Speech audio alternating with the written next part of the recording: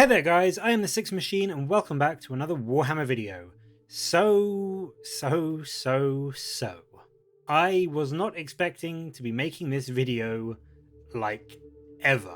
But I will be honest, I am really glad that I am. Cursed City is coming back. Yep, this isn't a joke, it isn't April Fool's, I'm not teasing or messing around. Cursed City is returning from the grave.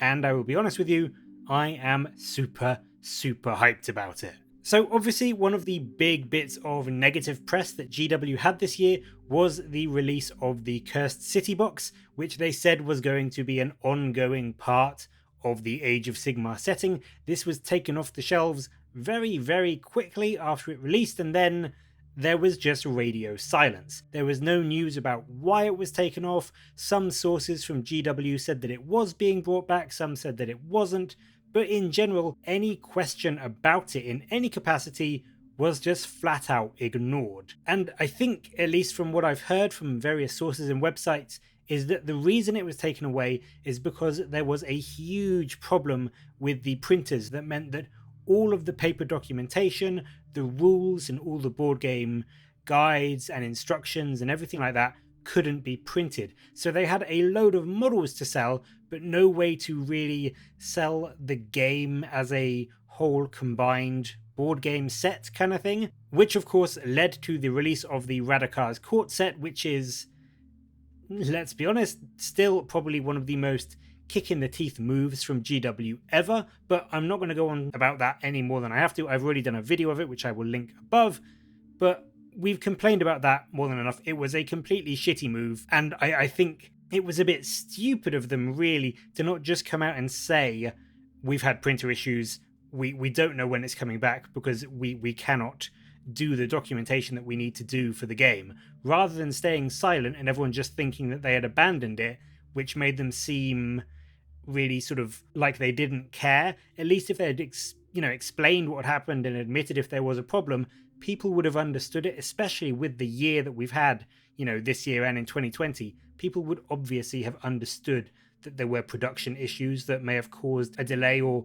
even if they had come out and said we can't do it anymore, like it's going to be taken off and it's not going to be coming back because of these issues, people would have been more understanding than just their complete radio silence. The good news and the big news is that it seems this problem, whatever it actually was, seems to have been sorted, because Cursed City is coming back. The Warhammer community page announced today that next year you will be able to pick it up again, the board game, all of the gorgeous models, the rules, everything. So if you missed it the first time round, or if you just want to get even more forces for your Age of Sigmar undead army or more heroes to paint up, this is something to really look forward to, because for all the negative press, let's be honest, the models in Cursed City are without a doubt some of the most beautiful that GW have ever made, and I personally am really excited to be able to get my hands on them again. But that isn't all. What is even more exciting, arguably, is that in addition to the Cursed City box being re-released, they also announced that it is coming alongside some brand new expansions too. And I think, honestly, this was probably always the plan for Cursed City, to keep it as this continual Age of Sigmar thing and then just expand it and add to it, much like they did with Blackstone Fortress, and include, new undead units and new heroes and everything like that. But obviously they had to delay everything somewhat because they couldn't do the printing for the main game, so there was no point in doing the expansion sets, because that would seem like even more of a kick in the teeth if they'd released them afterwards, so they probably had to hold those back as well.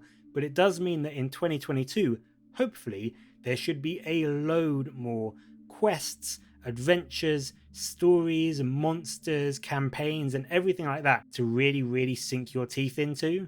So, as the article says, get your gear ready, because I think that 2022 is looking to be a fantastic year, not only if you want to fight the mighty Radakar once again, but also maybe get some new heroes and fight even more cool looking undead monsters as well.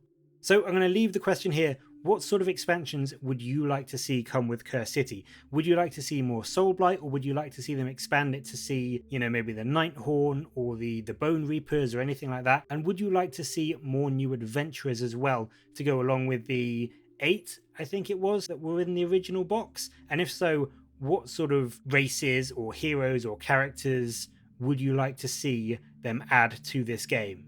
Let me know in the comments below, and as always, thank you very much for watching. I hope you are excited about the return of Cursed City, because I really am. It was one of my favourite things to look forward to this year in terms of Age of Sigmar, and I was gutted that they took it away. But it is such good news that it's coming back, and they are continuing to support it. So thank you very much for watching. Please do like and subscribe for more Warhammer content from me. But until next time, I will catch you later, guys.